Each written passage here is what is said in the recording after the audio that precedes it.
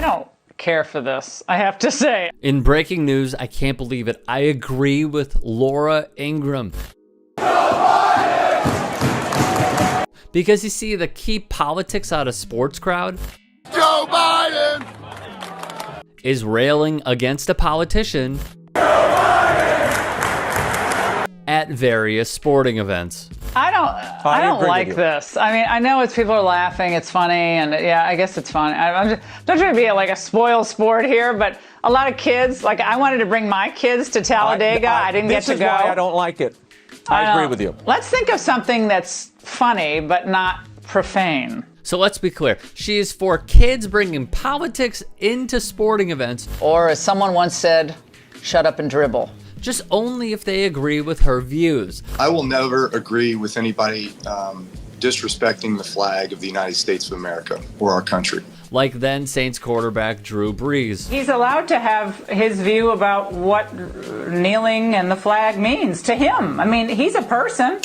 What a stance. You see, when Colin Kaepernick says racism is something we must combat and police brutality exists, Ingram berates him, tells him to stop protesting, and follows Trump's hateful rhetoric. A lot of these guys are punks. You guys are the elite of the elite. You make millions of dollars to play a game, and you're like, can't stand for the national anthem? You gotta be kidding me. It's very, very clear. On LeBron James and others speaking out against police brutality and systemic racism, the Daily Beast put it quite well. NBA stars should absolutely speak up on hot-button issues, but only on the topics she deems permissible. Case in point, this schlub, Texas Senator Rafael Cruz. When black athletes protested, Cruz foolishly uttered, "It's sad when you see rich, spoiled athletes that don't recognize what an incredible blessing this country is." He rips these patriotic athletes who are just trying to bring awareness to a serious issue, the violation of human rights via state-run violence. This is the same dude who tweeted, "To all the athletes who have made millions in America's freedom,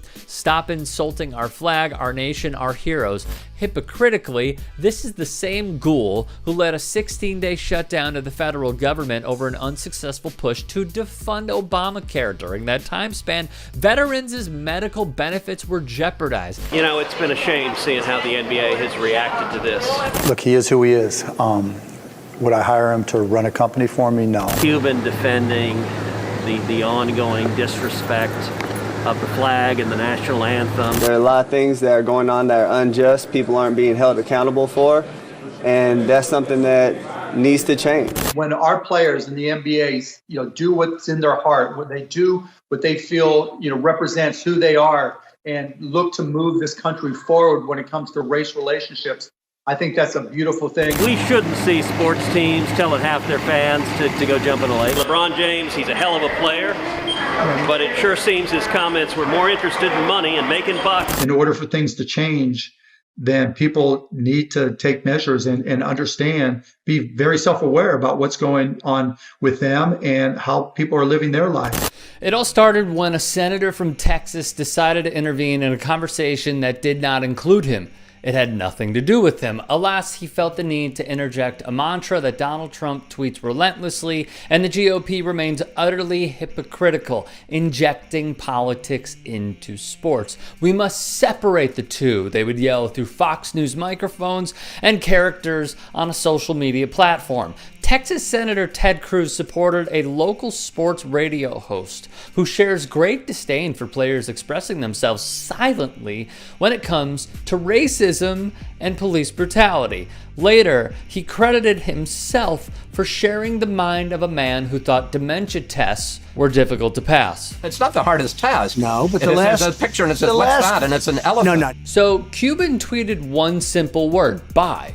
Then he went further. The National Anthem police are out of control. If you want to complain to your boss and ask why they don't play the National Anthem every day before you start work. So Ted interjected. NBA is telling everyone who stands for the flag, who honors our cops and our veterans, to piss off. Never did I see piss off in Cuban's tweets, for what it's worth.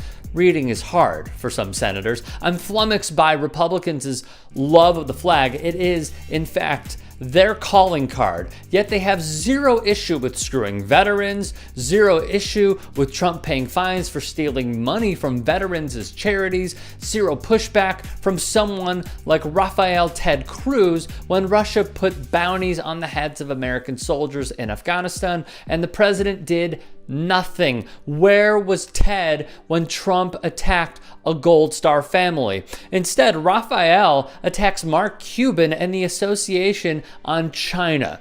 Conveniently, there is no substance to Cruz's attacks except when attempting to direct and invoke racism, the backbone of the Republican Party, onto China. At least that was what a leaked GOP memo stated. It is a safe pivot for someone like Cruz, a man who bowed down to Donald Trump after the 45th president called his wife ugly and claimed Cruz's father was involved in the assassination of JFK.